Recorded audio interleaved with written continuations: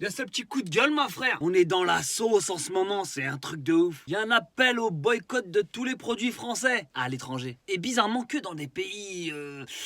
Comment dirais-je, musulmans, sûrement radicalisés, des islamistes en puissance. Et on est clairement dans la deuxième vague du Covid. Il faut avouer qu'on s'attendait archi pas à cette vague de contestation dans des pays étrangers. Du Maroc jusqu'au Pakistan, il y a plein de pays qui sont comme des dingues sur ce qui se passe en ce moment en France. Et puis il faut surtout pas oublier que c'est qu'en France, on est amis avec beaucoup de pays qui exportent leur pétrole. Ah franchement, ça serait clairement dommage de payer 140 € le plein pour une Smart. Hein? Quoi, t'es pas au courant? La liberté d'expression, frère. Et puis le Big Boss l'a dit, rien ne nous fera renoncer. Ah, faut avouer que des fois, quand tu tapes au portefeuille, ça fait mal. Et des fois, tu peux faire un petit peu marche arrière. Et en parlant de marche arrière, ce qui serait bien, c'est que certains l'enclenchent. Parce que quand on entend ce qui se passe en ce moment sur certains plateaux de télé... Je m'étonne qu'il n'y en ait pas une seule qui ait dit par tact, aujourd'hui, en l'honneur de Samuel Paty, parce que c'est aussi, mon voile est aussi l'uniforme des ennemis de la France. J'aurais aimé que certains de nos compatriotes musulmanes disent, pour une semaine, pour quelques jours, en hommage, et pour être dans le...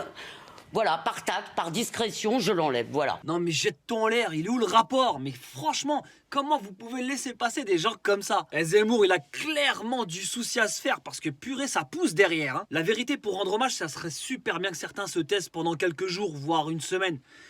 Voire à vie. Non, sérieusement, parce qu'arrive un moment, l'heure des comptes va sonner. Quand on fera la liste de toutes les conneries et de tous ceux qui ont participé, je vous assure qu'il faudra faire un grand ménage à la télé. Ouais, quand je disais au début de la vidéo qu'on était dans la sauce, c'est parce qu'en vérité, les vrais problèmes, c'est pas les musulmans. C'est clairement le confinement qui nous pend au nez, ma frère. Il paraîtrait qu'on pourrait se taper un couvre-feu à 19 h et le week-end, tu restes chez toi. Mais il fonctionne comment, ce gouvernement? La vérité, je m'amusais à les vanner dans d'autres vidéos, mais le conseil scientifique, là, c'est quoi votre délire?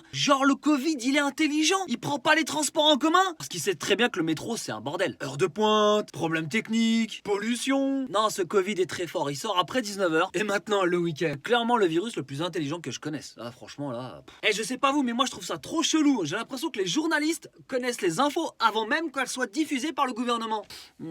Ça sent la conspiration, tout ça. La vérité, c'est qu'au gouvernement, il y en a certains qui devraient rester confinés toute l'année. Ah, pour éviter de nous sortir clairement des idées de merde. Et en parlant d'idées de merde, il y a quelqu'un au gouvernement là. Tu sais, Moussa, enfin bref, pas Moussa, Gérald Darmanin. Tu sais, c'est le ministre qui passe des messages à ceux qui n'ont rien à voir avec les histoires. Lui, clairement, il veut mettre les gens dans la sauce. Alors que lui-même, il l'est déjà, il a quand même 2 accusations de viol sur le dos. Mais il est ministre. Le gars, il a la ferme intention de fermer le CCIF et Baraka City. Baraka City, c'est une sacrée grosse organisation caritative et humanitaire qui fait du bien à plus de 2 millions de personnes à travers le monde, ma frère. Et tout simplement parce que le dirigeant de Baraka City a posé quelques questions sur Twitter. Franchement, j'ai suivi, c'était plutôt amusant. Rien que pour ça, il veut fermer son assaut. Moi, je pose une question. Où est la liberté d'expression? L'info qui tue, c'est que le ministre de l'Intérieur nous a lu un poème, enfin un extrait d'un poème qui serait apparemment lu dans les mosquées vendredi prochain. Et dans ce poème, à un moment, on parle de Mahomet. Moi, perso, je sais toujours pas qui c'est. Si t'as des infos sur ce type-là, tu me mets ça en commentaire et t'en profites pour aller me follow sur les réseaux. Bon, tu lis un petit poème dans une mosquée, c'est doux. Faut dire ce qui est. Par contre, le seul truc, c'est que je me pose la question de la laïcité. Parce que la laïcité, c'est la séparation de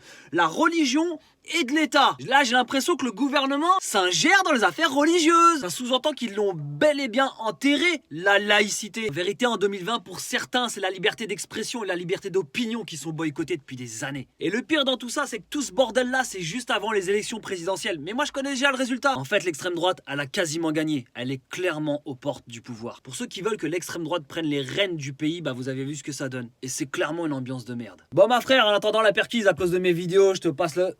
J'ai failli dire salam. Non, c'est chaud en ce moment, faut faire profil bas. Salam alaikum. Jette-toi en l'air, il va te faire follow.